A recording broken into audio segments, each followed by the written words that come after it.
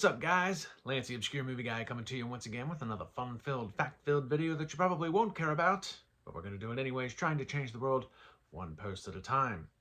And today we're going to be taking a deep dive into a movie that's part of a franchise that started way back in the early 90s.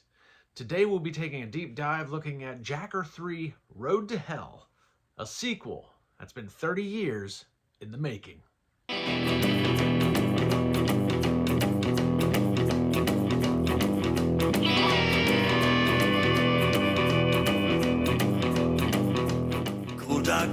So here's the deal.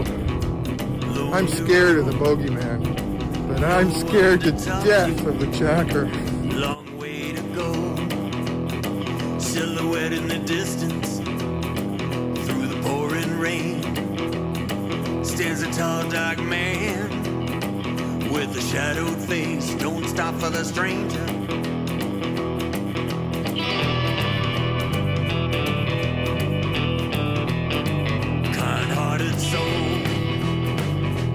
Doesn't know what lies ahead. Fate is in your hands. Make your choice. Don't stop for the stranger. Don't stop for the stranger.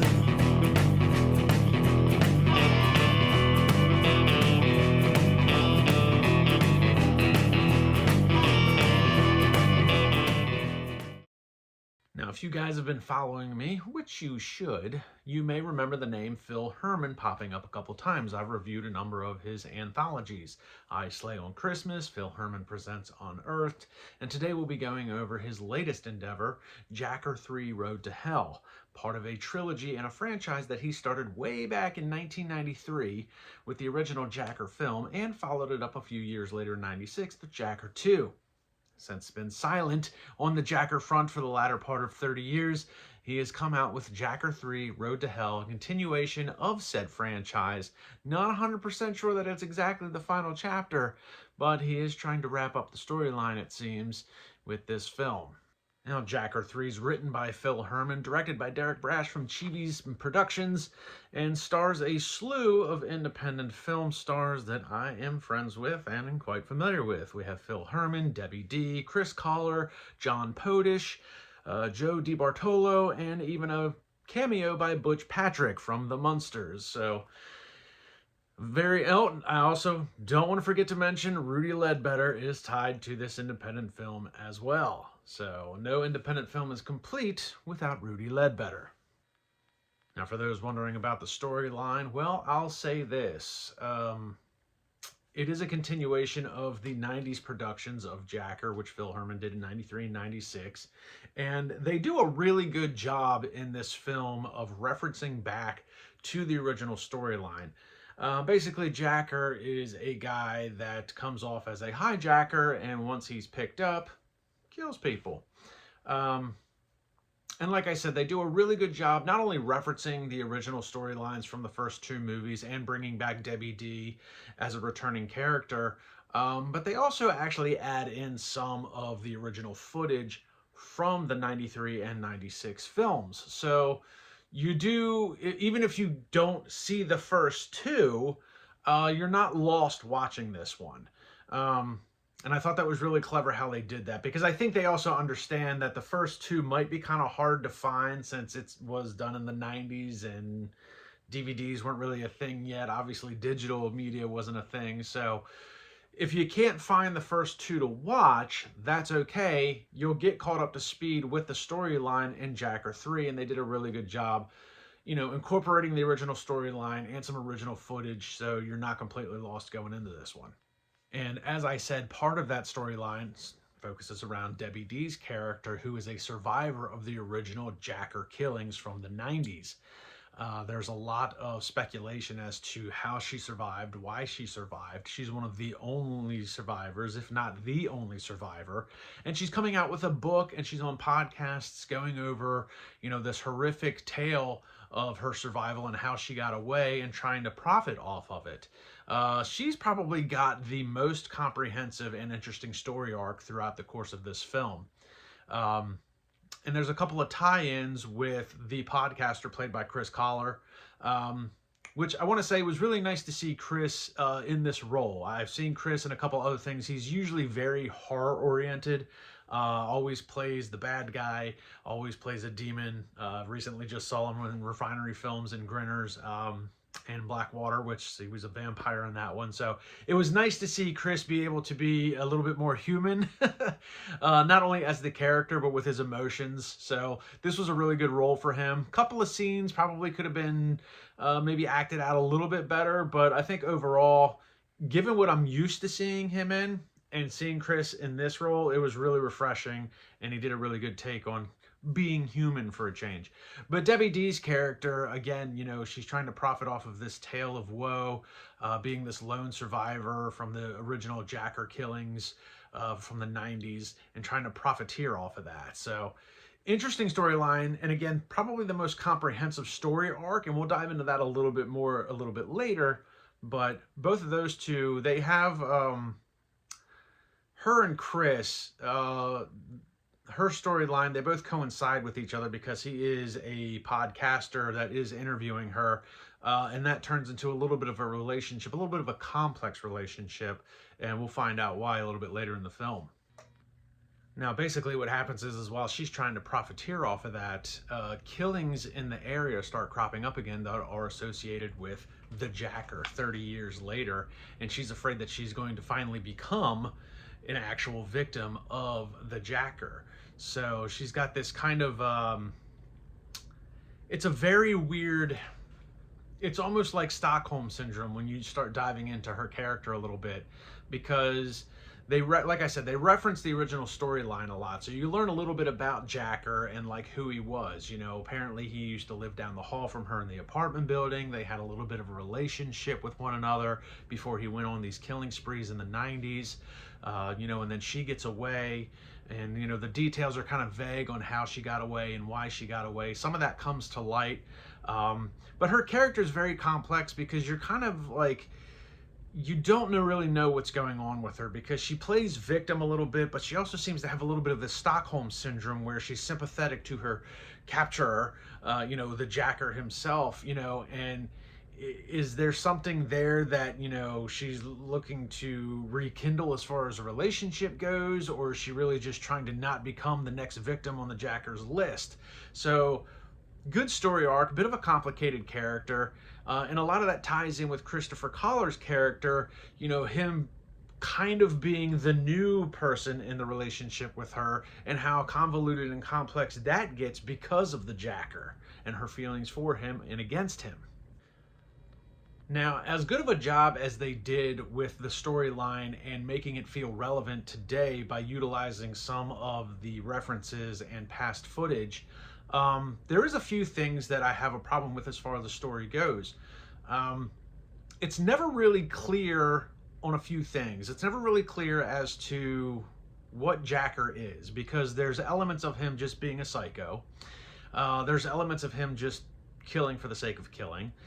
There's also some supernatural elements, like he's supposed to be some sort of gatekeeper of hell or make some sort of judgment upon people. Those things are never really explained wholeheartedly throughout the course of the film. So you're kind of left wondering, is this a guy? Is it a demon? Does he have supernatural powers? Does the power lie within, you know, something that he wears, something that he does? There's a little tidbit of that at the very end of the film, but it wasn't enough to fill in the holes that I saw. Another thing that's not really explained too well is what exactly Jacker's been doing for the last 30 years and why he stopped doing what he was doing. But overall, I do like the fact that they were able to, like I said, incorporate some of that original storyline into this one, but there is still a few plot holes as far as what Jacker is, what he's been doing, and what's going to transpire in the future going down the road. And the movie does have some silly errors, some continuity issues, and just some silly things in general. Like when we first see Jacker, he's presented to be as if he's been homeless, living in the outskirts of town for quite some time, and he's got long hair, and it's obviously not a very good wig that they put on Phil Herman. Luckily, they quickly get rid of that wig and have Jacker go back to looking like Jacker, which I can also say, good for Phil. Jacker 30 years later doesn't look a whole lot different than Jacker from 96. So Phil's been able to kind of keep his his shape and his looks, so he does look a little older than he did in 96, but he still looks pretty good 30 years on playing Jacker. So, and I will say this, despite those silly errors, especially with the wig, I mean, Phil Herman looked like he was having a real good time portraying this character again. There's a few scenes where you can just tell he's having just a lot of fun being Jacker, and there's a lot of heart in this film as well that we'll dive to in a minute. But good for Phil to not lose his looks over the years, still being able to look like the Jacker from the 90s, and being able to portray the character. It looked like he was really just having a blast bringing this character back to life and diving into those shoes again. And as far as the acting goes, I mean, Phil, Chris, and Debbie D all do admirable jobs portraying their characters. I will say that some of the non-essential characters, the acting was a little subpar. I will say though, one of the cool things was Debbie D is not the only original character or original actor from the originals to make a showing. They were able to bring back a couple of other actors that were in the 93, 96 versions, and kind of bring back their characters' life, albeit for not very long. But that was still kind of cool that they were able to get those people to come back and be those characters again. But aside from Phil and Chris and Debbie D, the acting from the non-essential characters was a little subpar and lackluster in some areas. And there was a few silly scenes that, I feel they probably needed to be interjected because this was low budget, so it probably was funded a little bit through crowdfunding in some fashion. So I feel like some of those scenes were a necessity. Somebody may have, they say pay to play, which I don't like that term, but some people do pay to, be in a film, be killed by the Jacker, which is fun, and I get it. I just don't like that term, pay to play. I mean, that's no different than a modern day NASCAR driver having to pay for his seat. If you want to get into the big show, sometimes you got to bring the money to do it.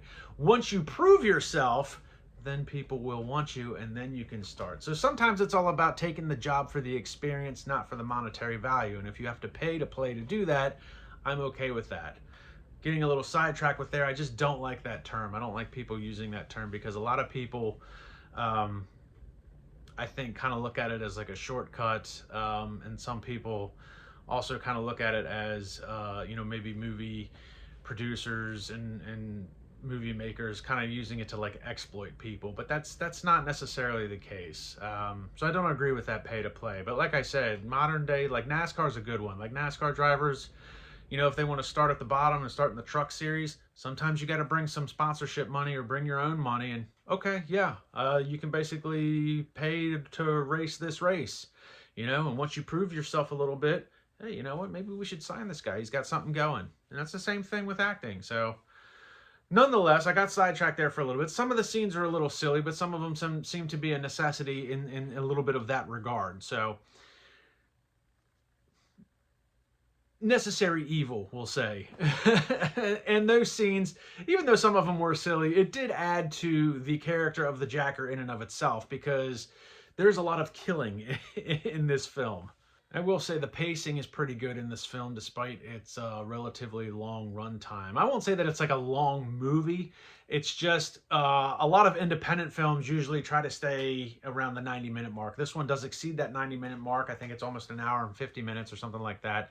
But despite its relatively long runtime in regards to what it is, the pacing's actually pretty good. And you do get a nice little twist around the hour and 20-minute mark, as to what's really going on with like Debbie D's character and Christopher Coller's character. So nice little twist there to kind of keep you on your toes. And then heading into that final act of the film, you get this little bit of a twist as to, okay, so that's what's been going on, and things are just a little whacked out. I mean, really the biggest drawback to this film might be picture and camera quality. And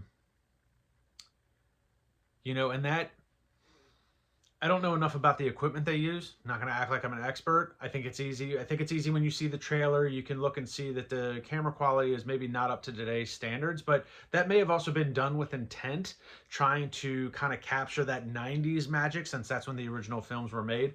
Or maybe they just don't have the best equipment, but they have adequate equipment. I don't know. I think it's easy if you're a casual viewer to see something like this and be cynical of it. However, I'm not a casual viewer. I've got a great appreciation for low-budget indie films, and I actually like Phil Herman. I've talked to him a number of times. Really nice guy, and I've reviewed some of his other stuff, and he's always very open and appreciative of, my feedback to him, just like I would be for his feedback to me. So, regardless of the camera and picture quality, some of the typical gripes that I've had with some of his stuff in the past, like audio issues weren't really a thing this time. In fact, I think they did a pretty clever use of using some music to kind of mask some of those audio issues. So usually something that I have a problem with some of his films wasn't an issue this time.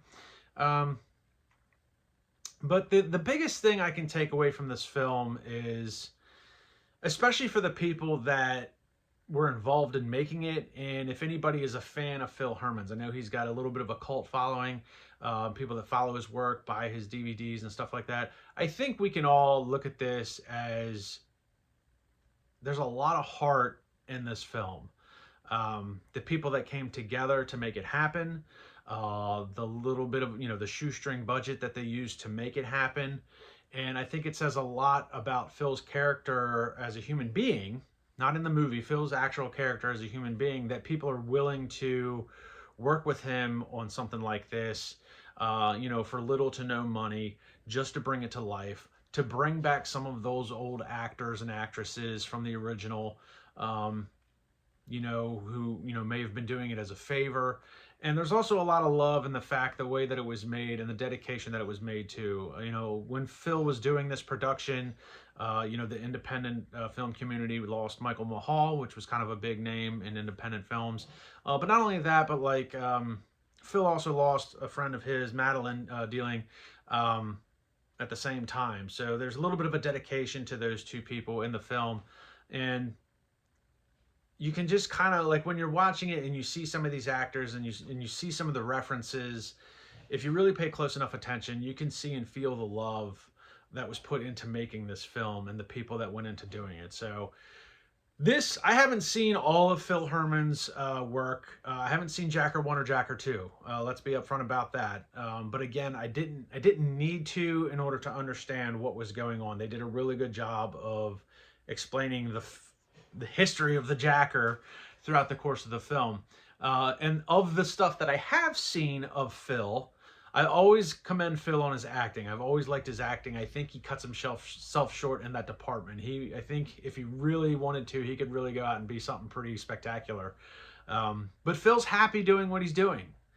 He's been public about that. He works with a small group of people. He keeps his network, close to the chest.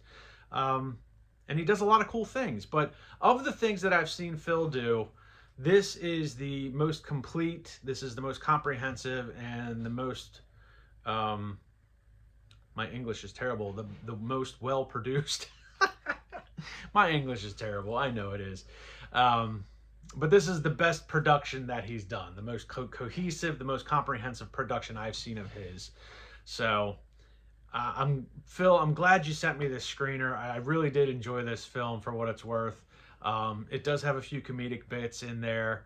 And I'm kind of looking forward to seeing the Jacker storyline continue. Like I said, there's a few holes that could be plugged. Maybe we can get one more Jacker in there to fill in some of those gaps. But it was really cool to see a lot of actors that, I know and am familiar with. And it's really cool to see just how much heart and soul went into making this production. So congratulations on bringing Jacker 3 back from the dead, we'll say, 30 years later. And I hope you continue the storyline, and Godspeed on all of your other endeavors. I know you've got a lot of stuff coming down the pipeline that we're excited to see transpire and where it goes. So Phil, I appreciate you sending me the screener. Guys, go find Jacker 3 when it's available. You can order the Blu-ray from Phil Herman. You can look him up on Facebook. He's got a couple of cool Facebook groups that you can be a part of. Learning the indie filming process, a little bit about Phil himself and how he goes about it. You can also friend request him. He may or may not be your friend, but he's been pretty open about a lot of stuff. So Phil's a cool guy. You can also check out Chivi's Productions on Facebook and Derek Brash as well. And like, subscribe, and comment to my YouTube channel. Check me out on Facebook and Instagram. I'll see everybody in the next video.